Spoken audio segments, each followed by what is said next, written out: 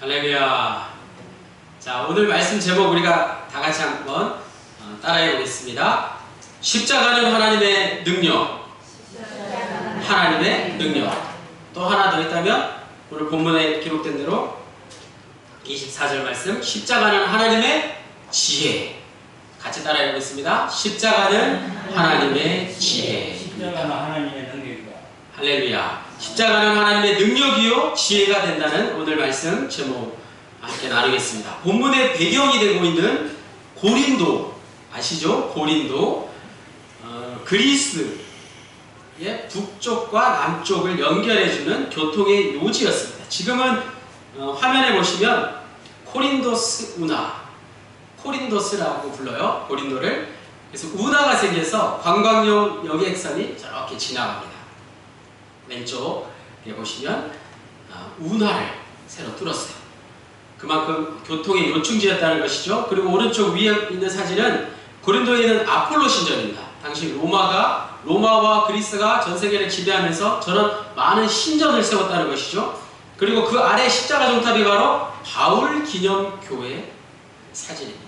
당시 고린도는 요즘의 대도시처럼 활기가 넘치고 교통이 발달하고 무역이 성행했습니다. 그런데 반면에 그 이면에는 사치가 심했습니다. 부도덕했습니다. 우상을 열관적으로 섬기는 그런 사람들이 가득했습니다. 그래서 바울은 전략적으로 그 고린도를 택해서 교회를 세운 것입니다. 고린도 교회는 나름 잘 성장하다가 몇 가지 문제점들을 드러냈습니다. 그것이 바로 파당을 나누는 분파가 생기는, 서로 갈라지는 것이죠. 교회 안에서 말입니다. 오늘 본문 바로 앞부분이 그 내용을 아주 자세하게 다루고 있습니다. 바울파, 아볼로파, 게바파, 그리스도파로 갈라져서 누구에게 세례를 받았느냐라는 문제를 가지고 서로를 시기하고 비방하기 시작했던 것입니다. 바로 그때 바울은 고린도 교회를 향해서 세례가 중요한 게 아니라 무엇이 중요하다고요? 복음이 중요하다 라고 강력한 메시지를 선포했습니다. 그 복음의 중심에 저 십자가가 있다는 사실. 십자가의 도. 지난 시간 십자가의 도에 대한 말씀을 나눴는데 어떤 의미가 있을까요? 18절 말씀 다 같이 읽겠습니다. 시작! 십자가의 도가 멸망하는 자들에게는 미련한 것이요 구원을 받는 우리에게는 하나님의 능력이라.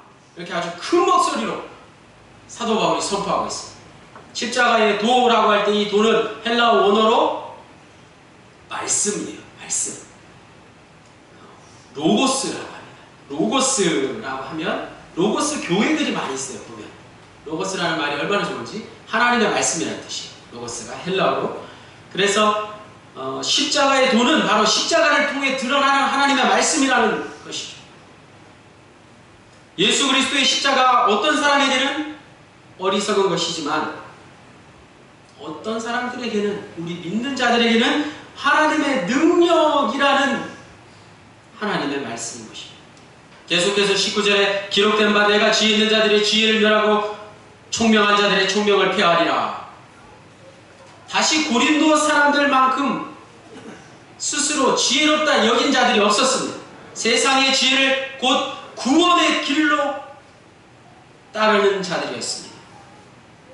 그것을 보고 사도 바울이 구약 이사야 선지자의 말씀을 인용해서 이사야 29장 14절 말씀, 그러므로 내가 이 백성 중에 기이한 일, 곧 기이하고 가장 기이한 일을 다시 행하리니 그들 중에서 지혜자의 지혜가 없어지고 명철자의 총명이 가려지리라. 수천 년 전에 이사야 선지자가 예언한 이 말씀이 그대로 적용되는 것입니다. 기이하고 가장 기이한 일이 무엇이라고요? 십자가 사건이라는 것입니다. 20절 말씀, 지혜 있는 자가 어디 있느냐, 선비가 어디 있느냐, 이 세대의 변론가가 어디 있느냐, 하나님께서 이 세상의 지혜를 미련하게 하신 것이 아니냐 반문하고 있는 것이죠. 하나님께서 이 세상의 지혜를 미련하게 하셨다는 것입니다. 세상 지혜를 미련하게 하신 이는 하나님이시다는 말씀입니다. 옛날 개역 한글 성경에는 이 세대의 변론가를 변사라고 번역했었어요. 변사 아시죠? 말 잘하는 변사. 변사처럼 말만 잘하는 것이 지혜가 아니라는 것이죠. 하나님께서 이 세상의 지혜를 미련하게 하셨다는 것은 크게 두 가지로 드러나는 것입니다. 첫 번째는 인간이 하나님을 바르게 알지 못하는 어리석음을 통해서 알 수 있습니다. 로마서 1장 22절 말씀, 스스로 지혜 있다 하나 어리석게 되어 라고 사도 바울은 말씀했습니다. 우상을 섬기는 걸 말합니다. 우상은 먼 옛날 우리 민족이 정월 대보름 앞에 물을 떠놓고 비는 그런 우상뿐만 아니라 현대사회일수록 더 많은 우상이 판을 치고 있다는 것을 알아야 됩니다. 우상 문제는 스스로 똑똑하다고 지혜 있다고 하는 사람이 많으면 많을수록 하나님을 멀리하기 때문에 발생한다는 사실을 기억해요. 요즘 우리 사회를 둘러보십시오. 큰 이슈가 되고 있는 동성애 문제, 남자가 남자를 취하고 결혼하는 것. 이것이 어디에서 비롯됐다고요? 하나님을 제대로 모르는 일에서 비롯됐다는 것입니다. 왜 선진국들이 동성애를 합법화하고 있습니까? 선진국에 스스로 지혜 있다고 하는 많은 사람들이 그런 일을 추진하고 있는데 하나님께서 그들을 어리석게 만드셨다는 사실을 우리는 기억해야 됩니다. 스스로 지혜 있다는 사람들이 많이 있지만 그들을 어리석게 만드신 이가 하나님이심을 우리는 분명히 기억해야 할 것입니다. 로마서 1장 29절에서 31절 말씀을 다 같이 읽겠습니다. 곧 모든 불의, 추악, 탐욕, 악의가 가득한 자요, 시기, 살인, 분쟁, 사기, 악독이 가득한 자요, 수근수근하는 자요, 비방하는 자요, 하나님께서 미워하시는 자요, 능욕하는 자요, 교만한 자요, 자랑하는 자요, 악을 도모하는 자요, 부모를 거역하는 자요, 우매한 자요, 배약하는 자요, 무정한 자요, 무자비한 자니라. 이 모든 사람, 이 모든 일을 행하는 자가 스스로 지혜 있다는 사람. 배약한다는 것은 약속을 어긴다는 뜻이죠. 이 모든 것이 스스로 지혜 있다고 하지만 어리석게 되고 마는 이처럼 어리석게 되는 세상의 지혜로운 자들의 적나라한 모습들입니다. 우리가 이성적으로 생각해도 알 수 있다는 것입니다. 따라서 지혜의 기준이 될 수 있는 것은 세상의 기준이 아니라 하나님을 아는 지혜인가, 아니면 하나님이 없다고 판단하며 자기 자랑하는 세상의 지혜인가, 그것에 달려 있습니다. 우리가 이제 이후로부터 지혜롭냐 지혜롭지 못하느냐는 하나님을 인정하느냐 인정하지 않느냐, 그것에 달려 있다는 사실을 알아야 될 것입니다. 두 번째, 하나님께서 이 세상의 지혜를 미련케 하셨다는 것을 두 번째 사실을 통해서 알 수 있습니다. 세상의 지혜가 행한 일 가운데 가장 극악한 일이 무엇이었을까요? 그것은 하나님의 지혜인 예수 그리스도를 십자가에 못 박아 죽이는 일이었습니다. 그러나 하나님은 세상의 판단에, 세상적인 판단으로 어리석어 보이는 십자가 사건을 온 인류를 위한 구원 사건으로 만드셨다는 사실, 이것을 통해서 하나님은 세상의 지혜인, 세상의 지혜보다 바로 하나님의 지혜는 분명 다를 뿐만 아니라 하나님은 세상에 뽐내는 지혜를 헛되게 하신 분이라는 사실입니다. 21절 말씀, 하나님의 지혜에 있어서는 이 세상이 자기 지혜로 하나님을 알지 못하므로 하나님께서 전도에 미련한 것으로 믿는 자들을 구원하시기를 기뻐하셨도다. 여기 나오는 전도는 우리가 복음을 전하는 일도 되지만 담임사관처럼 설교하는 것도 포함입니다. 인간의 자기 지혜로 행한 여러 가지 노력들이 있는데, 예를 들어서 다양한 종교적인 활동, 종교적인 신화, 철학적인 갈망, 또 구약 유대인들의 그런 율법을 행하는 노력 등을 통해서 모두 인간의 지혜로 행한 모습이 어떤 것인지를 우리는 잘 볼 수 있습니다. 그러나 이 모든 것들은 종교적인 신화도 철학적인 추구도 유대인들의 어떤 율법적인 준수도 하나님을 아는데 모두가 다 실패했다는 것입니다.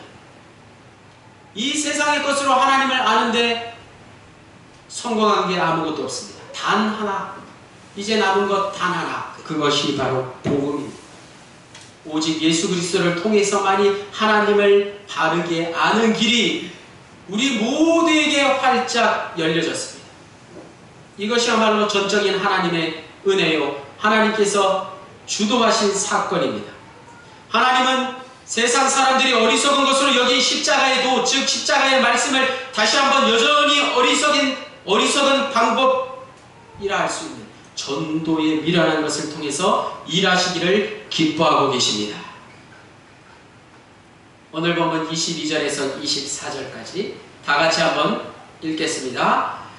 유대인은 표적을 구하고 헬라인은 지혜를 찾으나 우리는 십자가에 못 박힌 그리스도를 전하니 유대인에게는 거리끼는 것이요 이방인에게는 미련한 것이로되 오직 부르심을 받은 자들에게는 유대인이나 헬라인이나 그리스도는 하나님의 능력이요 하나님의 지혜이다. 할렐루야. 고대 헬라인들은 지혜를 찾고 또 찾았습니다. 헬라인들, 요즘 그리스인들은 철학적인 민족으로 아주 유명하죠. 철학이라는 단어를 영어로 필로소피라고 하는데 사랑이라는 필로스와 지혜라는 뜻의 소피아가 합쳐진 말이에요. 필로소피. 지혜에 대한 사랑이라는 뜻입니다. 고대 헬라인들이 얼마나 지혜를 사랑했느냐, 필로소피. 요즘 우리가 쓰는 이 철학이라는 단어의 그 뜻이 고스란히 담겨져 있습니다. 고대 헬라인들은 아는 것과 깨닫는 것을 절대적인 것으로 받아들였습니다. 왜냐하면 그것이 바로 진리에 이르는 길이라고 여겼기 때문입니다. 그래서 소크라테스, 아리스토텔레스, 플라톤 같은 유명한 그리스의 철학자들은 자연을 사랑하고 인간을 사랑하고 또 많은 지혜와 지식을 탐구하며 평생 살았습니다. 또 양심에 맞는 삶을 살았습니다. 그 결과 서양 세계에서 많은 발전을 이루고 요즘 우리가 누리고 있는 현대의 많은 물질 문명을 이룬 것이 바로 이러한 헬라 고대 철학자들의 영향인 것입니다. 오늘 우리가 누리고 있는 모든 현대의 문학, 학문은 다 이런 철학의 열매들이요, 결과들입니다. 그들의 눈에 십자가에 달려 죽으신 예수 그리스도는 결코 지혜로운 모습이 될 수 없었습니다. 예수 그리스도를 믿지 않은 가장 큰 이유가 바로 그것입니다. 그러나 바울은 오늘 본문 말씀을 통해서 당시의 시대의 흐름, 이 헬라 철학자들의 영향을, 시대 정신을 강력하게 부인했습니다. 25절 말씀 다 같이 읽겠습니다. 시작. 하나님의 어리석음이 사람보다 지혜롭고 하나님의 약하심이 사람보다 강하니라. 할렐루야. 이와 같이 십자가에 못 박힌 예수 그리스도가 바로 유대인들이 구한 표적을 일으키는 하나님의 능력이고 헬라인들이 추구했던 지혜보다 더 강하다는 사도 바울의 말씀입니다. 이 말씀을 곰곰이 생각해보면 하나님의 어리석음이란 어떤 것입니까? 사랑하는 내 아들 독생자 예수 그리스도를 십자가에 달려 죽게 한 일이죠. 그 일이 오히려 하나님의 능력이요 하나님의 지혜가 된다는 것입니다.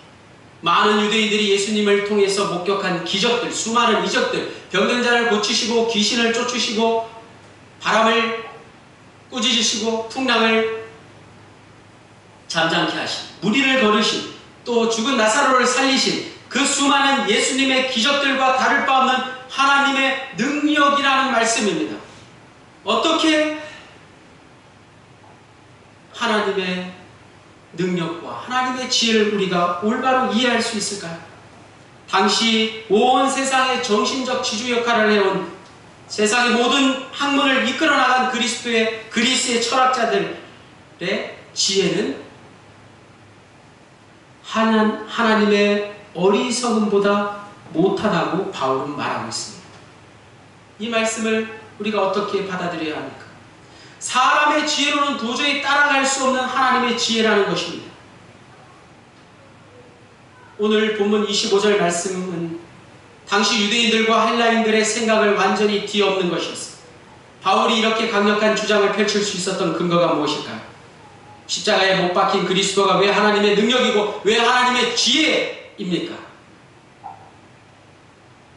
그것은 유대인들의 기적신앙과 헬라인들의 지혜신앙이 과연 오늘날에도 우리를 행복하게 하는지 우리를 구원해 주는지 생각해보면 어렴풋이 알 수 있습니다. 바울은 그 사실을 깊이 꿰뚫어 보았기 때문에 십자가가 하나님의 능력이라고 말할 수 있게 되었습니다. 더 나아가서 바울이 세상 사람들에게는 미련한 십자가 사건이 하나님의 능력이 되고 지혜라고 말한 데에는 다음과 같이 분명한 두 가지 이유가 있었습니다. 왜 십자가가 하나님의 능력이요 하나님의 지혜가 될 수 있느냐? 첫 번째, 주님께서 이 땅에 다시 오실 것을 사도 바울이 말씀하고 있는 것입니다. 지금 당장은 예수 그리스도의 십자가가 세상 사람들에게 인정받지 못합니다. 그것이 구원의 길이라는 것은 여전히 많은 사람들에게 숨겨져 있습니다. 그러나 주님께서 다시 오시는 그날이 오면 그 놀라운 사실이 명백하게 드러나게 될 것이라는 말씀입니다. 그것이 드러나는 순간 그것을 무시했던 많은 사람들이 모두 부끄러워할 것이라는 말씀입니다.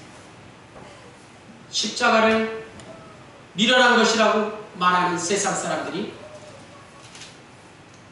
부끄러워하게 할 그날이 올 것이라는 사실. 두 번째, 십자가가 왜 하나님의 능력이고 하나님의 지혜인가? 종말론적인 관심을 통해서 이 종말론적인 관심, 그것을 오늘 우리의 현실로 앞당겨야 한다는 말씀입니다. 예수 믿는 사람들은 예수 그리스도의 십자가야말로 참된 능력이요 지혜라는 사실을 오늘 우리의 삶을 통해서 살아내야 할 것입니다. 이러한 두 가지 뜻으로 바울은 오늘 본문 이하 고린도전서 1장 26절에서 29절까지 이렇게 말씀하고 있습니다. 다 같이 함께 읽겠습니다. 형제들아 너희를 부르심을 보라. 육체를 따라 지혜로운 자가 많지 아니하며 능한 자가 많지 아니하며 문벌 좋은 자가 많지 아니하도다. 그러나 하나님께서 세상에 미련한 것들을 택하사 지혜 있는 자들을 부끄럽게 하려 하시고 세상에 약한 것들을 택하사 강한 것들을 부끄럽게 하려 하시며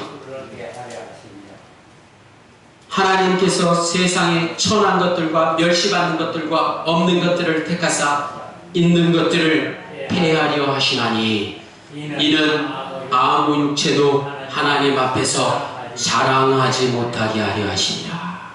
아멘. 하나님 앞에서 아무도 자랑하지 못하게 하려 하시니라. 이것이 고린도 교회의 파당을 막는 비결이었습니다. 아무도 하나님 앞에서 자랑할 자가 없다는 것을 깨닫는 것입니다. 또 여기에 나오는 세상의 미련한 것들과 세상의 약한 것들과 세상의 천한 것들과 멸시받는 것들과 없는 것들이 누구입니까? 바로 저와 여러분이라는 사실. 저와 여러분처럼 예수 믿는 사람들, 그리스도인들이 바로 이러한 모습으로 이 세상을 고난 가운데 살아갈지라도 그것이 하나님의 능력이요 하나님의 지혜라는 사실입니다. 자, 오늘 말씀을 준비하면서 제가 간증이 할까요? 네.